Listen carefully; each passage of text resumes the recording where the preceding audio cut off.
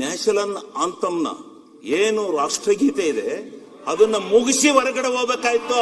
ಅದು ತಪ್ಪಾಗಿದೆ. ಆ ತಪ್ಪನ್ನ ಮೊದಲು ಈ ಚರ್ಚೆ ರಾಷ್ಟ್ರ ಧ್ವಜಕ್ಕೆ ರಾಷ್ಟ್ರಗೀತೆಗೆ ಅವಮರ್ಯಾದೆ ಮಾಡ್ತಕ್ಕಂಥದ್ದು ಮಹಾ ದೊಡ್ಡ ಅಪರಾಧ. ಎಲ್ಲರನ್ನ ಗೌರವವಾಗಿ ಕರ್ಕೊಂಬರೋದು, ಎಲ್ಲರೂ ಕೂರ್ಸೋದು, ಅವ್ರನ್ನ ಗೌರವವಾಗಿ ಸರ್ಕಾರ ಏನ್ ಬರ್ಕೊಟ್ಟಿರ್ತಕ್ಕಂಥದ್ದನ್ನ ಪ್ರಾಮಾಣಿಕವಾಗಿ ಓದಿ ಅದನ್ನ ಏನೇನ್ ಬರ್ಕೊಡಲ್ರಿ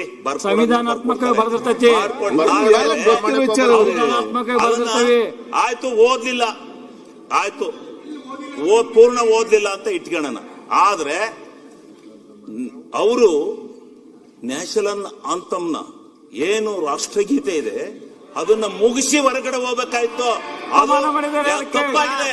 ಆ ತಪ್ಪನ್ನ ಮೊದಲು ಈ ಚರ್ಚೆ ರಾಷ್ಟ್ರ ಧ್ವಜಕ್ಕೆ ರಾಷ್ಟ್ರಗೀತೆಗೆ ಅವಮರ್ಯಾದೆ ಮಾಡ್ತಕ್ಕಂಥದ್ದು ಮಹಾ ದೊಡ್ಡ ಅಪರಾಧ. ಕರುನಾಡು ಟೈಮ್ಸ್ ಚಾನೆಲ್ನಲ್ಲಿ ಸುದ್ದಿ ಮತ್ತು ಜಾಹೀರಾತು ನೀಡಲು ಈ ನಂಬರ್ಗೆ ಕರೆ ಮಾಡಿ. ಇದು ಚರ್ಚೆ ಆಗ್ಬೇಕು ಈ ಸದನದಲ್ಲಿ. ಈಗ ಇವರು ಈ ಯಾರೋ ಗೊತ್ತಿಲ್ದಲೆ ಏನ್ ರಾಜ್ಪಾಲ್ ರಂಗ ಓದ್ದಲೆ ಅಂತೇಳಿ 2-3 ಜನ ಗೊತ್ತಿಲ್ದಲೆ ಏನೋ ಮಾಡಿರ್ಬೋದು.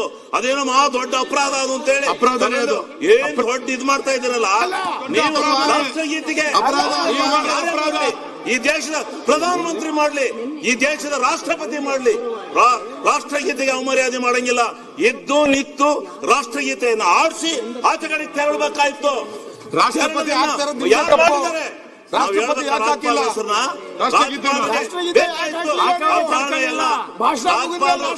ಹೌದು, ರಾಜ್ಪಾಲ್ಗೆ ನಾವು ಬಹಳ ಗೌರವ ಕೊಡ್ತೀವಿ, ಬಹಳವಾಗಿ ನಡ್ಕತೀವಿ.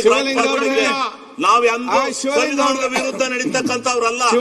ಈಗಾಗಿರೋ ಈ ರಾಷ್ಟ್ರಗೀತೆಗೆ ಆಗಿರ್ತಕ್ಕಂಥ ಅವಮರ್ಯಾದೆಗೆ, ಅವಮಾನಕ್ಕೆ ಏನ್ ಶಿಕ್ಷೆ ಅಂತಕ್ಕಂಥದ್ದನ್ನ ಮೊದಲು ತೀರ್ಮಾನ ಇದನ್ನ ಈ ಸುಪ್ರೀಂ ಕೋರ್ಟ್ ಬಿಡೋದಿಲ್ಲ.